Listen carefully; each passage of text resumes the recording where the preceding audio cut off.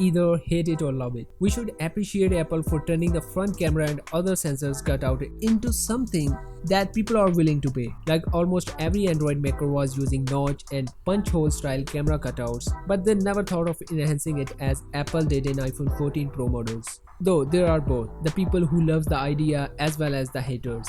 But one thing where you will agree with me that it is something different design after a long time. However, the fact is it also brings some annoying issues.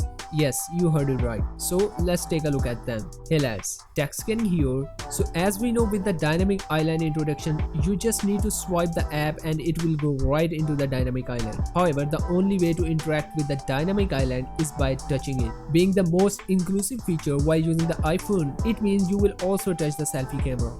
Yes, you don't want to do it, and not even the dynamic island force you to do so, but the accidental touches are unavoidable, which will create smudges over the selfie camera. Remember the S8 fingerprint scanner that is placed right next to the back camera? That makes the user clean the camera almost every time before using it because of the accidental touches that happened while using the fingerprint scanner. So now you may again need to develop the habit to clean the camera sensor before using. Another major problem with the Apple's dynamic island is that it occupies more vertical space than the notch, which is very obvious. In fact, you will agree with me, the new pill-shaped design is more intrusive and distracting than the notch while watching videos and reading documents. Like there is a top bezel, then the small portion of the display screen, and then pill-shaped cutout dynamic island, and again the display screen. I think the notch was easy to ignore than the dynamic island. The next noticeable problem with the dynamic island is its location, which is hard to reach with one hand. However, the smaller size iPhone 14 Pro users and the people with big hands may be okay with this. But for most users, accessing the dynamic island on iPhone 14 Pro is hard, and even harder on the larger iPhone 14 Pro Max. And you may need to lose the grip on a $1,000 phone to access its standout feature. On the other hand, you cannot just ignore it as it's always there enticing you.